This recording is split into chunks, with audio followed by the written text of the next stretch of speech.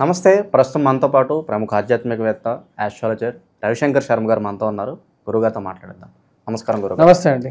గురుగారు, మే నెలలో రాహు కేతువు 2 గ్రహాలు కూడా మార్పు చెందబోతున్నాయి. ఓవరాల్గా ఈ పీరియడ్ ఎంతకాలం ఉండబోతుంది? మరి కన్యా రాశి వారి పరిస్థితి ఏంటి? ఈ సంవత్సరంన్నర పాటు కన్యా రాశి వారికి ఏ విధంగా ఉండబోతుంది గురుగారు? కన్యారాశి వారికి ఇక రాహుకేతుల యొక్క మార్పు అనేది చాలా అనుకూలమైనటువంటి ఫలితాలు ఇవ్వగలుగుతుంది. వృత్తిపరంగా వ్యాపారపరంగా అనుకూలమైనటువంటి ఫలితాలు ఎక్కువగా ఇస్తుంది.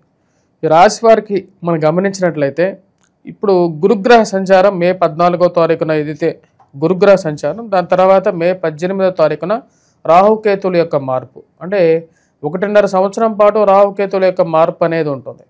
ఈ రాహుకేతుల యొక్క మార్పులో వచ్చినప్పటికీ షష్టమంలోకి రాహు మారుతున్నాడు. అంటే ఎవరైతే ఈ యొక్క రాహు కుంభరాశిలోకి రాబోతున్నాడో, అదేవిధంగా వచ్చేటప్పటికి కేతు వచ్చేటప్పటికి తన యొక్క మార్పుని సింహరాశిలోకి మార్చుకుంటున్నాడు.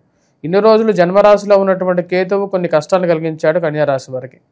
ఇప్పుడు 1000 స్థానంలోకి అంటే 12వ ఇంట్లోకి ఎప్పుడైతే ఇక కేతుగ్రహ మార్పు జరుగుతుందో, ఇది పరమార్థిక చింతని దైవభక్తిని కలిగించేటువంటి స్థితి. మరియు అదేవిధంగా పరమార్థిక చింతన అంటే ఏంటి? దైవభక్తిని ఎక్కువగా దైవాన్వేషణ చేయాలి అని చెప్పేటువంటి ఒక ఆలోచనని కలిగిస్తూ ఉంటుంది. అటువంటి స్థితిలోకి ఇక కేతు మారుతున్నాడు అన్నమాట. ఇది ఒక మంచి పరిణామంగానే మనం చెప్పచ్చు. ఖర్చు కొంచెం ఎక్కువగా ఉన్నప్పటికీ కూడా ఇది ఒక మంచి స్థితి. వాటితో పాటు ఈ రాశి వారికి వచ్చేటప్పటికి ముఖ్యంగా మనం గమనించినట్లయితే ఈ యొక్క సంవత్సరంలో గురువు రాజ్యస్థానంలోకి తామ్రమూర్తిగా మారాడు. అంటే మొన్నటి వరకు రజితమూర్తిగా ఉన్నటువంటి గురువు ఇప్పుడు రాజ్యస్థానంలోకి మారాడు. రాజ్యస్థానంలోకి తామ్రమూర్తిగా మారి 1/4 వంతు వరకు సుఖాన్ని ఇవ్వగలుగుతాడు.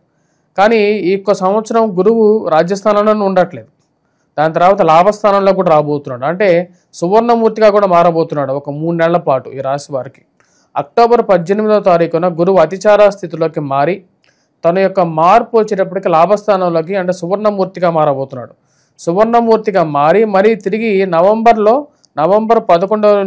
11వ తారీఖు నుండి వక్రగతిన మారి తిరిగి మళ్ళీ వెనక్కి వెళ్ళబోతున్నాడు అన్నమాట. అంటే వక్రగతిలో మారినప్పుడు ఉద్యోగపరంగా వ్యాపారపరంగా అనుకూలతని అక్టోబర్ నుంచి డిసెంబర్ వరకు మంచి అనుకూలమైనటువంటి ఫలితాలను ఎక్కువగా ఇవ్వబోతున్నాడు. ఈ రాశి వారికి ఈ పీరియడ్ చాలా ముఖ్యం. అక్టోబర్, నవంబర్, డిసెంబర్లో ఎక్కువగా కార్యసిద్ధి సాధించగలుగుతారు. అనుకున్నటువంటి పనులని నిర్మోహమాటంగా పూర్తి చేయగలుగుతారు. మంచి అనుకూలమైనటువంటి ఫలితాన్ని కూడా పొందగలుగుతారు. రాహు యొక్క స్థితిలో మార్పు ఏదైతే జరుగుతున్నదో, అంటే సప్తమంలో ఉన్నటప్పుడు రాహు వచ్చేటప్పటికి కన్యారాశి వారికి వైవాహిక జీవితంలో అత్తమామల యొక్క పోడు, మరియు అదేవిధంగా కొన్ని మూడో వ్యక్తి ప్రమేయాలు ఈ వైవాహిక జీవితంలో ప్రేమ సంబంధితమైన వ్యవహారాల్లో కానీ లివింగ్ రిలేషన్షిప్లో కానీ ఇవన్నీ కొన్ని కష్టాలు కలిగించాడు అన్నమాట గతంలో. కానీ ఈ సంవత్సరం రాహు యొక్క మార్పు ఎప్పుడైతే షష్టమంలోకి మారుతుందో, అంటే కుంభంలోకి మారుతున్నాడో, తను సుఖాన్ని ఇవ్వబోతున్నాడు. సుఖాంతో పాటు రాజయోగ్యకారకమైనటువంటి స్థితిని, రాజకీయ అనుకూలతని, ఉద్యోగపరంగా అనుకూలమైనటువంటి స్థితిని ఇవ్వబోతున్నాడు. ఈ యొక్క గ్రహస్థితి కన్యారాశి వారికి యోగ్యాన్ని ఇవ్వగలుగుతున్నది. కాకపోతే ఇక్కడ ఒక విషయాన్ని మనం గమనించుకోవాల్సింది ఏంటంటే, వైవాహిక జీవితంలో ఇక రాహు యొక్క స్థితి మారినప్పటికీ కూడా కొన్ని అవరోధాలు అనేవి ఉంటాయి. ఎందుకంటే సప్తమంలో శని సంచారం జరుగుతున్నది. శని సంచారం ఎప్పుడైతే కన్యారాశి వారికి సప్తమంలో జరుగుతుంటుందో, గురువు యొక్క అనుకూలత, రాహు యొక్క అనుకూలత, కేతువు యొక్క అనుకూలత, 3 గ్రహాలు అనుకూలమైనటువంటి స్థితిలోకి మారబోతున్నాయి. ఇవి అనుకూలమైనటువంటి స్థితిలోకి ఇంచుమించుగానే మనం చెప్పుకోవచ్చు. కాకపోతే శని యొక్క స్థితి సప్తమంలో ఉన్నప్పుడు జీవిత భాగస్వామితో పొరపత్యాలు తగ్గించుకోవాలి ముఖ్యంగా. మరియు అదేవిధంగా చిన్న చిన్న విషయాల గురించి ఎక్కువగా ఆలోచించడం, వాటి గురించి తీసుకోవాల్సినటువంటి నిర్ణయాలు ఏవైతే ఉన్నాయో, అంటే ఏవైతే డైవర్స్ రిలేటెడ్ కేసెస్ కానీ కోర్టు సంబంధితమైన వ్యవహారాలు, ఇలాంటి ఇష్యూస్లో కొంచెం జాగ్రత్తగా ఉండాలి. 90% వీళ్ళకి పాజిటివ్గా రిజల్ట్స్ రావడానికి ఎక్కువ కారకంగా ఉంటుంది. కానీ ఎవరైనా సరే వైవాహిక జీవితంలో విడిపోవటం అనేది ఒక గ్యాప్గానే మనం చూడాలి. అది వారికి ఇష్టం లేనటువంటి పరిస్థితుల్లోనే జరిగేటువంటి సంఘటనలుగానే మనం చెప్పచ్చు. ఎవరో మనస్ఫూర్తిగా విడిపోవాలి, జీవితాన్ని చిన్నాభిన్నం చేసుకోవాలని చెప్పి ఎవరో ఆలోచించరు. ఇదైతే నిజం. కానీ ఈ రాశి వారికి ఈ సంవత్సరం కొంచెం అనుకూలంగానే ఉంటుంది. ఉద్యోగపరంగా అనుకూలత, నూతన ఉద్యోగ ప్రయత్నాల్లో అనుకూలత, ఇలాంటివన్నీ ఉంటాయి. కొంచెం ఎక్కువగా స్ట్రెస్కి లోనవుతూ ఉంటారు. ఆర్థిక ఒత్తిడి ఎక్కువగా ఉంటుంది. ఆ యొక్క ఆర్థిక ఒత్తిడికి మధ్య మధ్యలో రిలీఫ్ కూడా దొరుకుతూ ఉంటుంది. ఇందాక చెప్పిన విధంగా గురువు యొక్క స్థితి అక్టోబర్, నవంబర్, డిసెంబర్ స్థితిలో మారినప్పుడు దాని యొక్క ప్రభావం అనేది కొంచెం పాజిటివ్గా ఉండటం ఇది ఒక మంచి పరిణామంగానే మనం చెప్పొచ్చు. ఇక దూర ప్రయాణాలు చేసే వాళ్ళకి ఏదైనా సూచన ఉందా గురుగారు? అవి కలిసి వస్తాయి అంటారా, లేదంటే అవాయిడ్ చేయడం బెటర్ అంటారా? ముఖ్యంగా ఈ యొక్క రాశిలో ఉండేటువంటి వారు దూర ప్రయాణ విషయంలో జాగ్రత్తగా ఉండాలి. ప్రయాణ సంబంధితమైన వ్యవహారాల్లో ఒడిదుడుకులు అనేవి ఉంటాయి. శరీరంగా అలసిపోవటం అనేది కూడా కొంచెం ఎక్కువగా ఉంటుంది. ఈ రాశిలో ఉండేటువంటి వారికి ఈ యొక్క సంవత్సరం వృత్తిపరంగా అనుకూలంగానే ఉంటుంది. కానీ ప్రయాణం చేసేటప్పుడు విలువైనటువంటి వస్తువులు ఏవైతే ఉంటాయో, అంటే ఏవైతే విలువైనటువంటి సామాగ్రులు ఏవైతే ఉంటాయో ఆ విషయాల్ని ఒకటికి రెండుసార్లు జాగ్రత్త పరుచుకోవడానికి ఎక్కువగా ప్రయత్నం చేయాలి.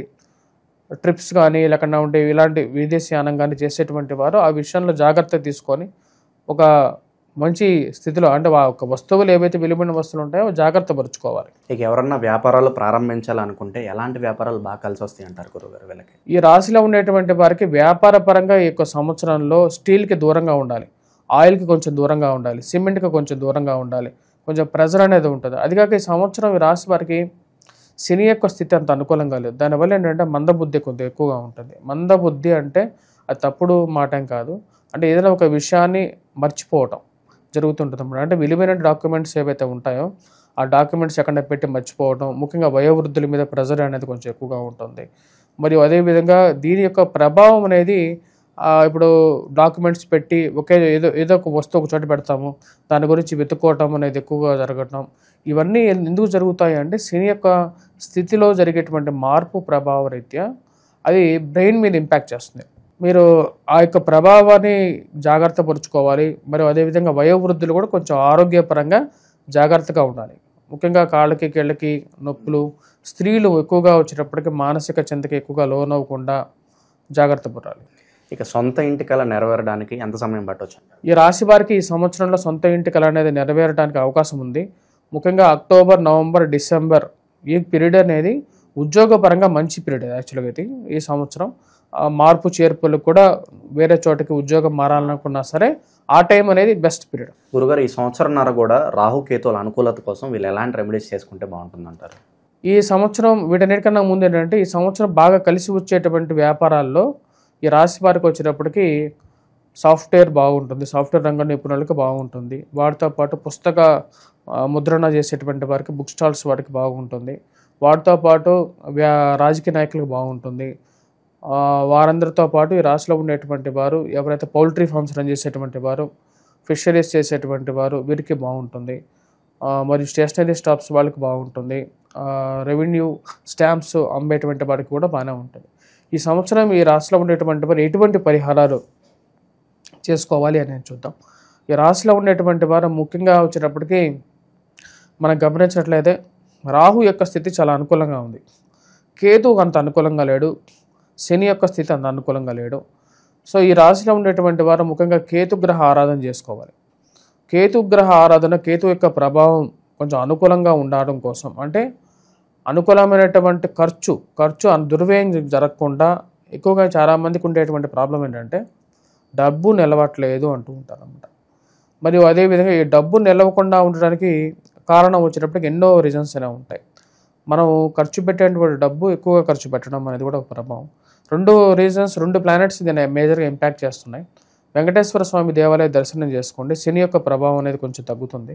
వాటితో పాటు ఈ రాశిలో ఉండేటువంటి వారు ఏం చేయాలంటే ముఖ్యంగా ఆయిల్ ఏదైతే ఉందో ఆయిల్తో నూనెతో కలిపి వెంకటేశ్వర స్వామి ముందు దీపారాధన చేయడం, నువ్వుల నూనెతో దీపారాధన చేసుకోవటం. ఐశ్వర్యం కావాలనుకునేటువంటి వారు కొబ్బరి నూనెతో దీపారాధన చేయొచ్చు. వాటితో లేనటువంటి వారు ఏం చేయొచ్చు అంటే ఈ రాశిలో ఉండేటువంటి వారు ఎక్కడైనా సరే మనకు నవగ్రహాలు ఎక్కడైతే ఉంటాయో నవగ్రహాల ముందు శనీశ్వరుడు ముందు శనివారం పూట నల్లటి వస్త్రాన్ని కట్టుకున్న తర్వాత తలస్నానం చేసి ఆ రోజు తలస్నానం చేసిన తర్వాత అక్కడ మనకు అక్కడ శనీశ్వరుడు ముందు ఒక దీప కుంది తీసుకొని మనకు వచ్చేటప్పటికి మట్టి పరిమిద తీసుకొని అక్కడ 2 ఒత్తులతో కలిపి ఒక ఒత్తి వేసేసి అక్కడ దీపారాధన చేయండి. నువ్వుల నూనెతో దీపారాధన చేయండి, మరి ప్రదక్షిణలు చేయండి. ఇది కొంచెం అనుకూలంగా ఉంటుంది. వాటితో పాటు ఎప్పుడైతే శనివారం వస్తుందో మరియు అదేవిధంగా త్రయోదశి వస్తుందో, అంటే శని త్రయోదశి రోజు ముఖ్యంగా ఈ యొక్క పరిహారం చేయండి. నల్లని నువ్వులు మరియు అదేవిధంగా వచ్చేటప్పుడు ఏదైనా బ్రాహ్మణుడికి దానం ఇవ్వండి. ఇచ్చేటువంటి నల్లటి నువ్వులతో పాటు కొంచెం ఇనుమును కూడా దేవాలయానికి దానం చేయండి. ఇక్కడ కన్స్ట్రక్షన్ కానీ కొత్తగా ఏదైనా దేవాలయ కన్స్ట్రక్షన్ జరుగుతున్నప్పుడు అక్కడ కూడా దానం చేయటం అనేది ముఖ్యం. వాటితో పాటు ఆ గుడి ముందు కూర్చున్నటువంటి బిచ్చగాళ్ళు ఎవరైతే ఉంటారో ఆ బిచ్చగాళ్ళకు కూడా వీలైతే మీ దగ్గర ఎంత శక్తి కొలదో ఎక్కడ ఎంతైతే ఉంటే అంత వాడికి నల్లటి కంబళి కానీ అంటే నల్లటి బ్లాంకెట్ కానీ లేకుండా ఉంటే ఏవైతే ఈ యొక్క ₹2 వాళ్ళకి దానం చేయండి. మరి అదేవిధంగా వచ్చేటప్పటికి ఈ యొక్క బాగా పాతపడిపోయినటువంటి చెప్పుల్ని వాడాల్సినటువంటి అవసరం లేదు. ఆ చెప్పుల్ని ఆ దేవాలయం దగ్గర వదిలేసేసేసి వెనక్కి తిరిగి చూడకుండా వచ్చేసేసాడు. ఇవన్నీ శనికి కొంచెం పరిహారాలుగా ఉంటాయి. కేతుగ్రహ ఆరాధనకు వచ్చేటప్పటికి ఉలవల్ని ఒక చేతి నిండా ఒక పిడికిల నిండా తీసుకోండి. ఒక తెల్లటి బట్ట తీసుకోండి. 7 వారాల పాటు ఇది చేయండి. ఇక ప్రతిరోజు వరుసగా కూడా చేయొచ్చు. లేకుండా ఉంటే 7 వారాలు 7 బుధవారాలు కూడా చేయొచ్చు. దీన్ని ఏం చేయొచ్చు అంటే తెల్లటి బట్టని 7 ముక్కలుగా కట్ చేసేసి ఒక పిడికిని నిండా వచ్చేటువంటి ఉలవలు ఏవైతే ఉంటాయో ఆ ఉలవల్ని పోయండి. మొదటి రోజు పోసిన తర్వాత దాన్ని ముడిగా కట్టేసేసి తెల్లగడ కింద పెట్టుకొని నిద్రపోయిన తర్వాత తెల్లవారం లేచిన తర్వాత ఆ యొక్క ఉలవల్ని తీసుకెళ్ళి మిద్దె పైన పెట్టి ఉదయం పూట స్నానం చేసిన తర్వాత అది ఓపెన్ చేసి పక్షులకు ఆహారంగా పెట్టండి. ఇలా 7 బుధవారాలు చేయండి. మరియు అదేవిధంగా 7 బుధవారాలు అయిపోయిన తర్వాత దగ్గరగా ఉన్నటువంటి వినాయకుడి దేవాలయానికి దర్శించి ఆ యొక్క వినాయకుడి దేవాలయంలో ముఖ్యంగా వచ్చేటప్పటికి ఎవరైతే ఈ యొక్క వినాయకుడికి పూర్తిగా మీ యొక్క పేరు మీద అర్చన చేసుకోండి. ఈ యొక్క కేతుగ్రహ బాధల నుంచి విముక్తిని ఇమ్మని చెప్పి స్వామివారిని కోరుకోండి. ఇది ముఖ్యంగా చాలా అనుకూలమైనటువంటి ఫలితాలు ఇవ్వగలుగుతుంది. ముఖ్యంగా ఆరోగ్యపరంగాను చాలా వయోవృద్ధులకి ఇది చాలా పనిచేస్తుంది.